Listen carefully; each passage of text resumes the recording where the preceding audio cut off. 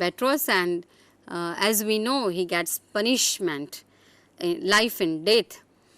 This this particular albatross is it symbolizes the Christian soul, and thus we can understand that there is law in nature. Uh, poetic justice is there, and he puts forward his ideas in a very philosophical way, even on criticism. So philosophy is restricted for particular class of the society. So during that particular period in his contemporary age, he was condemned that his ideas are too philosophical. He is a critic, no easy to understand.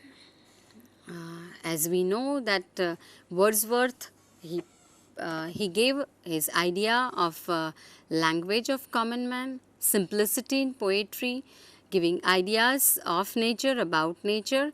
But in contrast to Wordsworth, Coleridge focused on rich language, giving ideas, intellect, polish of intellect. So as a critic, he was little bit difficult to understand. Coleridge's work is often fragmentary and unsystematic. Though he focused on organic whole, his work he juxtaposes to his own ideas of philosophy, of own criticism. Slide please. Moreover, that Victorians could not appreciate him. Victorians could not appreciate him, and as we know that during Victorian age, the prime aim of the literature was to give social messages, social vehicle. It was literature became social vehicle during Victorian period, and Victorians, they could not appreciate him.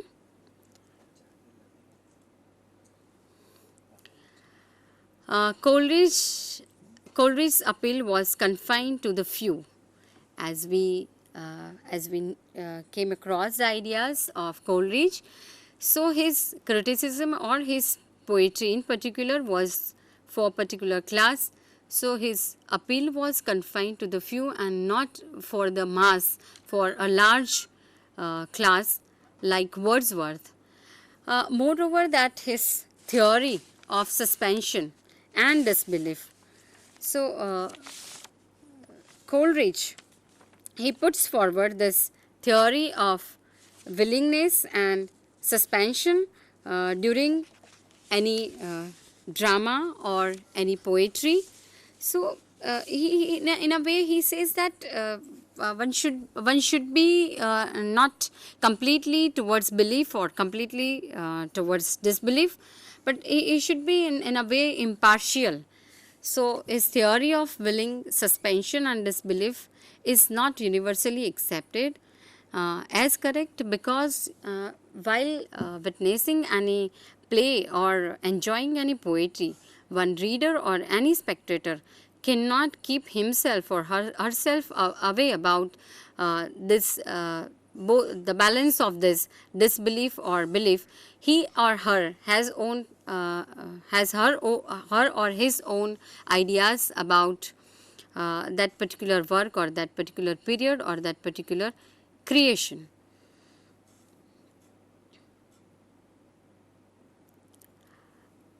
Both of these poets, Coleridge and Wordsworth, as a poet, as a critic, both of them they valued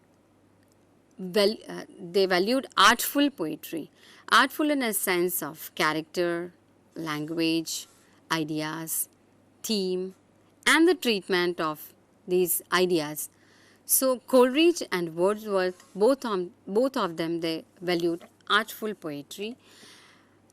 Coleridge and Wordsworth, both of them, they created, they have written on criticism. Their criticism was based on nature. They followed nature, they appreciated nature, they worshipped nature. But At a time, their ideas contrasted. Coleridge's theory and Wordsworth's theory contrasted with each other, but both of them, they focused on nature.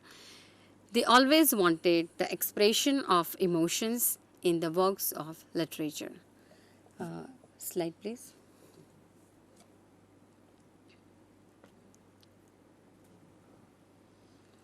So friends, today we discussed about Coleridge and Wordsworth as critic. Both of these critics are there in third year BA of Gujarat University syllabus in special English. 19th century criticism in a way reacted against the neoclassical, the orthodox set rules of poetry of 18th century. Uh, this romanticism and this critics reacted against the orthodox reactions of poetry, of set rules. They gave liberty, they gave freedom, they gave freshness to the ideas of poetry in 19th century. We have this fresh poetry of 19th century, the romantic poetry. Wordsworth and Coleridge, both of them, they were basically poets, and that's why they could understand the importance of feelings, emotions, importance of language of common people, importance of ideas and emotions of rustic people, especially Wordsworth. In Wordsworth, we witness this emotions, this feelings, this inner happiness of those particular characters in his poetry, like Solitary Reaper, a single woman who is singing in her own way for her own happiness, for her own joy, and poet himself enjoys that particular scene. So this freshness is there in their criticism also.